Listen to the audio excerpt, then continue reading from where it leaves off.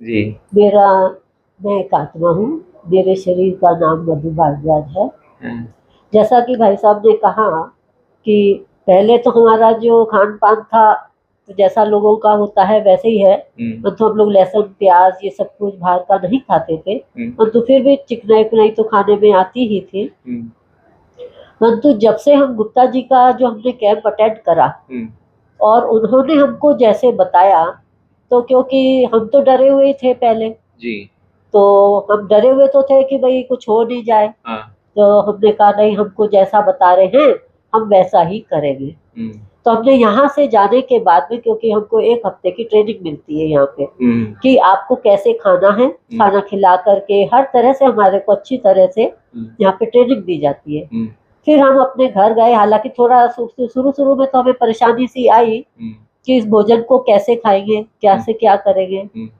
फिर तो क्या हमने भोजन खिलाते हैं लोग आपको? हमारे को यहाँ पे खिलाते थे, सुबेरे जो नाश्ता देते थे, उस नाश्ते में हमारे को सबसे पहले इसबगोल की भूसी दी जाती थी। अच्छा। 2 चम्मच। अच्छा। उसको हमको एक सादे पानी से 1 गिलास में हमको लेना होता था। और हमारे को जैसे खीरा है, टमाटर है, ये मिलता और मूँग मिलती थी, स्प्राउट करी हुई, मेथी मिलती थी, उसमें चना भी थोड़ा-सा होता था, ये सब चीज़ें मिलती। दलिया मिलता सवेरे नाश्ते में। अच्छा। और दोपहर को हमारे को दाल, चावल, रोटी, सब्जी ये सब चीज़ मिलती है। उससे पहले भी इसबगोल खिलाते, दिन में भी खिलाते, तीनों टाइम खिलाते? हाँ, तीनों टाइम। बाद में 2 टाइम कर दिया था हमारे को। अच्छा। हाँ, और शाम को हमारे को सब्जी रोटी सिर्फ। अच्छा। सूप और सब्जी रोटी। भोजन तो सब दे ही रहे हो, ऐसी कोई दिक्कत नहीं। हाँ, ये सब चीज़ हमारे को, परंतु ये हम भोजन तो करते थे, परंतु भोजन किस विधि से लेना है और उसको कैसे खाना है, ये हमारे को नहीं आता था। हम तो वही समझते थे कि हाँ, आटे की रोटी बनाओ, खाओ, सब्जी बनाओ, खूब तेल बढ़िया मसाला डालो और खाओ। टेस्टी बना के। हाँ, टेस्टी बना के खाते थे। इसी को ही हमने अपने जीवन की लाइफ समझ रखा था कि हम अब अपना भोजन संतुलित खा रहे हैं। पर ये जो खाना खाते उसमें टेस्ट है, बोर तो नहीं होते आप? नहीं, नहीं, नहीं, बहुत अच्छा खाना लगता है। बल्कि हम जब ये खाना खाते हैं ना, और फिर आकर के हम अगर दूसरा कोई खाना खाएं ना, तो हमको उस खाने में टेस्ट ही नहीं आता है। अच्छा। हमारे जितने भी जो टेस्ट होते हैं, मतलब जीभ के जो टेस्ट है ना, वही हमारे सब चीज चेंज हो गई अपने आप में, नेचुरल। अच्छा। हमको वो खाना, जैसे एक दफे ऐसा ही हुआ कि मैं यहाँ से खाना खा के गई, यहाँ 1 हफ्ते की ट्रेनिंग ली, और अचानक ही मैं यहाँ शांति वन में आ गई। हमको एक जना फोर्स करके गाड़ी बैठा के ले आए, बोले चलो चलो यहाँ शांति वन में। अब यहाँ पे पकौड़े भी थे, खीर भी थी, सब कुछ था, रायता भी था, रोटी, पूरी, सब्जी, सब चीज थी। बोले नहीं नहीं, भोग है, थोड़ा थोड़ा खा लो। अब मैंने उसको खाया, तो मेरे को उसमें किसी में स्वाद ही नहीं आया। उस समय मैं नई नई वहां से खाना खा के ही आई थी, और इधर ये खा के मैंने सोचा भाई मेरे को ही ऐसा लग रहा होगा, तो मैंने किसी को भी कुछ भी नहीं बोला। फिर जब हम ट्रेन में बैठ गए ना, तो फिर मेरे मुंह से निकल ही गया, मेरे को तो वहाँ खाने में अच्छा ही नहीं लगा कुछ। तो फिर ये लोग भी सब कहने लगे कि हाँ, वो भी अच्छा नहीं लगा। तब पता चला वो खाना हमारे लिए कितना अच्छा था। ये खाने से हमारा एकदम से जी हट गया। तो इसमें ऑयल वगैरह, सब्जी कैसे ऑयल डालते हैं उसमें? हाँ, इसमें जो हमारे को जो गुप्ता जी बना के खिलाते हैं ना, तो वो सब्जी को क्या करते हैं, पहले उसको बॉईल करते हैं। अच्छा। और वो बॉईल किसमें करते हैं, स्टीम में होती है वो। अच्छा, स्टीम में। हाँ, फिर उसमें थोड़ा चिकनाई डाल करके, टमाटर, जीरा वगैरह जो भी चीज, छौंक लगाते हैं, मिर्ची उर्ची सब डालते हैं, हल्के मसाले डालते हैं, बड़ी बढ़िया टेस्टी सब्जी लगती है। अच्छा। हाँ, खूब अच्छी लगती है वो सब्जी, आराम से खूब प्रेम से सब जने खा लेते हैं। फिर इसके अलावा हमारे को नींबू देते हैं, मिर्ची देते हैं, अलग से भी देते हैं। अच्छा। उसमें नींबू नचोड़ करके फिर आप उस सब्जी को खाइए, बहुत आनंद आएगा खाने का। और मतलब बिल्कुल ही हमारी, मतलब लाइफ स्टाइल ही हमारा बिल्कुल चेंज हो गया। और रात में दूध भी देते इतना अच्छा खाना की बात मत पूछिए। और रात में हमारे को ना 11 बजे तो हमारे को यहाँ फ्रूट मिलते हैं खाने के लिए। हाँ, रोज डेली का नियम था। घर में भी खाते हैं आप फ्रूट्स? हाँ जी, हम लोग हमारे को पूरी दिनचर्या इसी प्रकार से चलानी होती है। अच्छा। हाँ, शाम को भी हम 4 बजे जैसे चाय पीते हैं, हम चाय नहीं पीते। हम लोग चाय नहीं पीते, 4 बजे के टाइम पे हम लोग फ्रूट खाते हैं। अच्छा। डेली का हमारे घर पे भी यही नियम है। 11 बजे हम यहाँ पे खाते हैं फ्रूट, और शाम को 4 बजे वहाँ पे। फ्रूट में क्या, जो सीजनेबल जो भी सीजन में मिलता है, वही फ्रूट हम लोग सब जने खाते हैं। उसमें कोई भी वही एक प्लेट भर के खा लेते हैं, फिर चाय की इच्छा ही नहीं होती। सही है। चाय हमारी एक प्रकार से पूरी तरह से छूट गई, कोई हमारी इच्छा नहीं होती है। इसलिए मेरे को तो ये गुप्ता जी का कैंप बहुत अच्छा लगा। और सबसे बड़ी चीज हमारे को यहाँ पे ये लगी कि मैंने मतलब हालांकि ज्ञान में चलते थे, परंतु समझते बस बाबा से कनेक्शन जोड़ लो, परम धाम में चले जाओ, बस इसी को सब कुछ समझते थे कि हमारे विकर्म विनाश हो जाएंगे। परंतु नहीं, विकर्म विनाश ऐसे नहीं होते हैं। जैसे गुप्ता जी ने बताया कि आपके विकर्म विनाश कैसे होगी, ये बहुत अच्छी चीज लगी कि बोले आप सत्य को पहले पहचानो, और इसमें बोले कोई कठिन काम नहीं है। जब भी आपको, जैसे कहते हैं ना बाबा निरंतर मेरी याद रखो, निरंतर याद के लिए जैसे बाबा ने कहा था, हम निरंतर याद सोचते थे कि 4 घंटा बाबा के पास बैठ जाओ, 1 घंटा बाबा के पास में बैठ जाओ, बाबा कहता है 8 घंटा करो, तो हम ऐसे करके सारा काउंट करते थे, तो ऐसे हम उसका वो चार्ट भरते थे। उन्होंने कहा नहीं, ऐसे कुछ भी नहीं होगा। बोले जब भी आपको कोई भी काम करना है, हमेशा अपने को क्या समझो कि मैं एक आत्मा हूँ, आत्मा समझते हुए परमधाम बाबा को याद करके वो फिर कोई कार्य को करो, फिर ये आपकी एक नेचर बन जाएगी। अच्छा, जब आपकी ये नेचर बन जाएगी तो आपको बिल्कुल ही कुछ लगेगा ही नहीं, आपकी ये निरंतर याद होगी। याद हमको अलग से कुछ नहीं करनी है। फिर एक इसके लिए मैं छोटा सा एक उदाहरण देती हूँ आपको कि जैसे हमारे घर के अंदर माता पिता होते हैं, बच्चे होते हैं, तो कैसे उनको याद करते हैं। बिल्कुल, ये निरंतर याद होगी ना कि ये हमारा हस्बैंड है, ये मेरा बच्चा है, तो क्या मैं उसको अलग से याद करता हूँ? क्या मैं उसके लिए एक फोटो रखता हूँ? नहीं, ये एक निरंतर याद हो गई ना। तो ठीक उसी प्रकार से वो परमात्मा, जो परम पिता परमात्मा शिव है, उसको भी हमारा वो पिता है, उसके लिए हमको किसी फोटो की आवश्यकता नहीं है, किसी दीपक की आवश्यकता नहीं है। अपना ये नेचुरल सत्यता का दीपक जलाओ, उसको वहां पे वो करो, आपकी लाइट, आपका दीपक जल गया। सही बात है ना। और सबसे बड़ी बात उन्होंने ये हमको बताई कि आपको याद करने की विधि ये बता दी। उन्होंने कहा कि बीमारी आती कैसे। अच्छा, हाँ, उसका क्या है, वो बीमारी होती कैसे है। कहाँ हम सत्युग के अंदर कितने सुखी थे, और यहाँ पे आते आते नीचे हमारे जन्म होते होते इस कलयुग के अंदर आकर के हमारी स्थिति क्या हो गई, हम कैसे गिरावट की ओर आए। इस समय कलयुग में हमारे दुखी दुख क्यों है, उसका कारण क्या है? उसका कारण है कि विकारों में गिरना। विकारों में जब आदमी गिर जाता है तब उसके सारी चीज खत्म हो जाती है। फिर बाबा उन्होंने बताया कि हम क्या करते हैं कि अपने संस्कारों को चेंज नहीं करते, अपनी आदतों में परिवर्तन नहीं करते हैं। और जब हम अपनी आदतों में परिवर्तन नहीं करते, अपने संस्कारों में परिवर्तन नहीं करते हैं, हमेशा हम झूठ बोलते हैं, हम समझते हैं हम ही बुद्धिमान हैं, दूसरे को कुछ भी नहीं समझते हैं हमारे में, क्योंकि कुछ अक्ल ही नहीं समझते हम तो दूसरे को, जो हम कह रहे हैं वो सत्य है, परंतु उस सत्य को भूल जाते हैं। जब हम उस सत्य को भूल गए तो फिर हमारे में क्या रहा, कुछ भी चीज नहीं। तो उन्होंने कहा कि सबसे पहले तो बीमारी है कि अपना जो नेगेटिव पना है ना, उसको तुम खत्म कर दो। बिल्कुल। जब हम यहाँ से बिल्कुल स्पष्ट हो जाएंगे तो हम इस शरीर से भी हम स्पष्ट हो जाएंगे, हमारे को कोई बीमारी नहीं घेरेगी। एक छोटा सा उदाहरण देती हूँ इसके लिए आपको कि जैसे अपने घर के अंदर डस्टबिन होता है, तो डस्टबिन में कौन सा कचरा डालते हैं? वेस्ट। जब उसके अंदर वेस्ट डालते हैं तो वो सड़ता रहता है, गलता रहता है, उसमें से स्मेल आती है, तो हम उसको दूर रख देते हैं। अगर उसके पास से भी निकलते हैं ना तो अपनी नाक बंद कर लेते हैं, मुंह घुमा लेते हैं। तो ठीक उसी प्रकार से हम दूसरों के जितने भी नेगेटिव ले रहे हैं, किसी के अवगुण देख रहे हैं, तो वो किसने लिया? हमने तो लिया। तो ये हमारा क्या बन गया? डस्टबिन बन गया। और जब ये डस्टबिन बन गया तो ये हमारा शरीर क्या हो गया?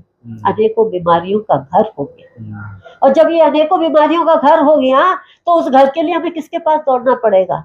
उस डॉक्टर के पास जाना पड़ेगा। और डॉक्टर के पास में जाएंगे तो वो क्या करेगा? पैसा खर्चा करवाएगा, और पैसा खर्चा करने के बाद में भी आपकी कोई गारंटी नहीं। तो बाबा ने कहा इस सबको भूलने के लिए पहले आपको अपने में परिवर्तन करना पड़ेगा। तो हमारी जो लाइफ स्टाइल थी वो सब चेंज हो गई। अच्छा। हम अमृत वेले उठने लग गए, उस परम पिता परमात्मा से हम कितनी दुआएं लेते हैं, कितना आशीर्वाद लेते हैं। तो 4 बजे का उठना वो हमारे लिए सबसे पहली चीज है। जी बिल्कुल। तो हमको 4 बजे उठना ही है, भले कुछ भी हो जाए, चाहे बीमार हो, चाहे आप देर से सोए भी हो, आप बाबा को कहकर सो, आपको अलार्म की भी जरूरत नहीं। सही। आपको बाबा उठाएगा, आपको कोई दिक्कत नहीं आएगी। दूसरा है कि आपको मुरली जरूर पढ़नी है, मुरली का चिंतन चले, क्योंकि ये मन है ना, इसको कुछ ना कुछ तो काम चाहिए ना। जब इसको काम चाहिए तो हम क्यों ना मुरली के महावाक्य को बार बार अपने मन में दोहराएं। बिल्कुल। जब हम उसको बार बार दोहराएंगे तो हमारे व्यर्थ चलेगा ही नहीं। तीसरी चीज उन्होंने ये हमको कहा कि जब रात को सोते हो तो बिल्कुल खाली होकर के सो, किसी की भी याद ना सताए, शिव बाबा को याद करो। जो भी हमसे दिन भर के अंदर बुराई हुई, जो भी कुछ हमसे गलतियां हुई, उसके लिए माफी मांगो, चार्ट लिखो और बस गुड नाइट करो, मुरली पढ़ो, बाबा को याद करो और सो जाओ बाबा की को। बिल्कुल सही है। इस प्रकार से आप करेंगे तो आपको कोई बीमारी नहीं आई, और आई भी है तो वो हमारा हिसाब किताब है, वो बाबा की याद से चुप हो जाए। ये जो हार्ट की जो बीमारी है, चलो आपने जो बताया खान पान है, दवाइयाँ थोड़ी बहुत देते, लेकिन इसमें रोज 5 किलोमीटर चलने के लिए बोलते, इतना पॉसिबल किसी को नहीं होता, हर एक को 5 किलोमीटर चलना। नहीं, इतना चलने की जरूरत नहीं है। आप जो है ना 35 मिनट भी चल लीजिए। अच्छा, इतना तो टाइम मिल ही जाता है। इतना तो मिल जाता है। तो आपको 5 किलोमीटर चलने की जरूरत नहीं है।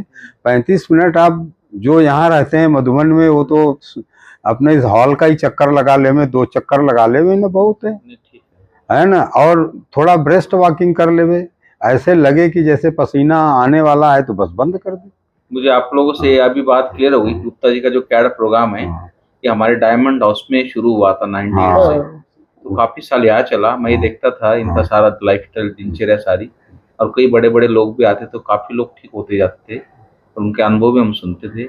लेकिन इसका इतना जो क्लियरेंस आपने जो आज किया कि खान पान से लेके और किस तरह बाबा ऑपरेशन करता है और किस तरह हमारी लाइफस्टाइल पूरी चेंज हो जाती है, तो मुझे लगता था लोगों को दिक्कत आती होती है करने में, जैसे ना नए उनकी लाइफस्टाइल पूरी चेंज होती है। और ये जब कैड में आने के बाद उनका पूरा खान पान चेंज है, दिनचर्या चेंज है, उनके लिए 8 बजे उठने वाला आदमी 4 बजे उठने लग जाता है। तो मुझे लगता है उनको थोड़ा दिक्कत होती होगी, ऐसे लगा। लेकिन आपसे मिलके लगा कि ऐसी कोई दिक्कत नहीं, कोई दिक्कत नहीं आती है, कोई दिक्कत नहीं है इस ऑपरेशन में, चूंकि ये स्पिरिचुअल ऑपरेशन है जी। और ये ऑपरेशन जब हम वैसे भी किसी डॉक्टर को जब कोई ऑपरेशन करता है तो हमें उस डॉक्टर के लिए इस शरीर को समर्पण तो करना ही पड़ता है ना, क्योंकि हम समर्पित करते हैं, वो हमें बेहोश करता है। फिर कई बार जो बाईपास करते हैं ना, स्टेन में डालते हैं ना, वो दोबारा ही ब्लॉक हो जाती है, वो हो जाता है। और अभी कैट का प्रोग्राम जो लेटेस्ट हम करके आए हैं, इसमें ज्यादातर ऐसे ही लोग आए थे जिन्होंने स्टंट लगवाए हुए थे और ब्लॉक हो गए थे, और जिन्होंने कई बार बाईपास कराया था। इसमें तो 5-6 डॉक्टर ही थे खुद जो इस प्रोफेशन में थे, वो ये काम करके आए थे। हाँ, तो आपने सुना होगा यहाँ पे बाबा के हॉल के अंदर में, तो वो बिल्कुल सच बात है कि ऐसे लोगों के भी ब्लॉकेज ही खुल जाते हैं और फिर इनको कोई बाईपास की जरूरत नहीं होती है। कई बार बाईपास कराते हैं लोग, एक बार नहीं 4-4 बार बाईपास कराते हैं। फिर अब कौन सा बाईपास हो करें, ब्लॉक हो गया तो फिर तो उनको मरना ही होता है। तो फिर वही शरण बुद्धम शरणम गच्छामि की जगह हम तो गुप्ता शरणम गच्छामि करते हैं और बाबा शरणम गच्छामि। बहुत अच्छी बात आपने बताई कि नेचुरल तरीके से ब्लॉकेज खुल जाए, और नेचुरल अल्टी अगर खुल जाए तो नेचुरली होता है। नेचुरल आप कितना भी आपको रोज स्टेन डालो, ये डालो, लेकिन एक तो पैसा बर्बाद, समय बर्बाद, और वो लोग भी खान पान का तो परहेज देते ही देते हैं लोग, ऐसे नहीं कि नहीं देते, ज्यादा परहेज देते हैं। वो भी देते हैं। वो तो कहते हैं आप चलो मत, आप ये मत करो, आपका हार्ट हो गया ऐसा वैसा कस्टमर बन जाता है। और यहाँ पर डॉक्टर साहब कहते हैं आप खूब चलो, चलने से ही ब्लॉकेज खुलेंगे। मतलब बिल्कुल थियरी उल्टी है उनकी। कुछ बात है, आप तो इनको पकड़ के ले जाओ जी, और यहाँ जिसको पकड़ के ले जाते थे ना लोग, डॉक्टर साहब का इनको छोड़ो, अपने आप चलने दो, वो अपने आप चार्ज। हाँ, डांस करते हैं हम लोग, गीत संगीत के ऊपर खूब डांस किए, 1 घंटे डांस कराते हैं। बताया मैं चल नहीं पाता, और हाँ, पौना घंटा डांस। एक पेशेंट आए थे, ये प्रैक्टिकल है यहाँ पे।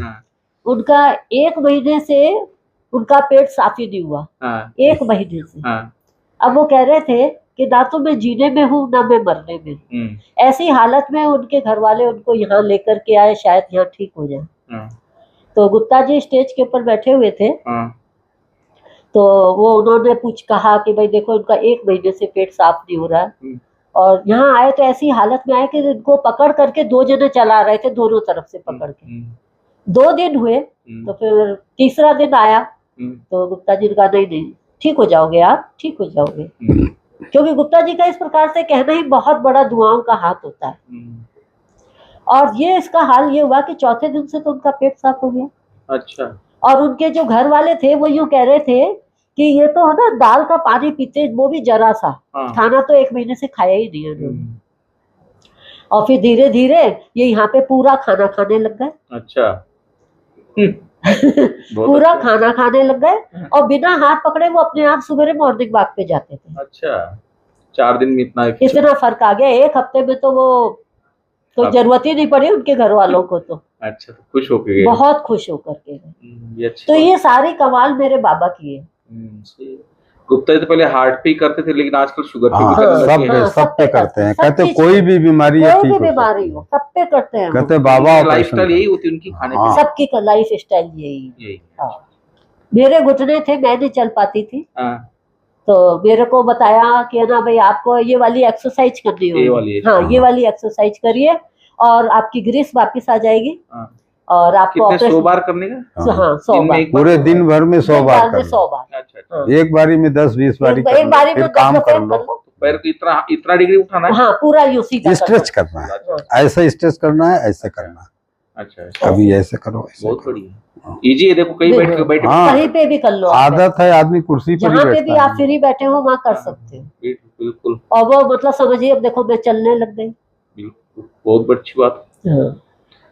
चलो, आपसे मिलके बहुत अच्छा लगा मंगला भाई, मधु बहन, बहुत अच्छा लगा। आपने इतना अच्छा अनुभव सुनाया, तो बहुत बहुत धन्यवाद आपका। फिर मिलेंगे, फिर सुनेंगे आपसे। ओम शांति। Thank you.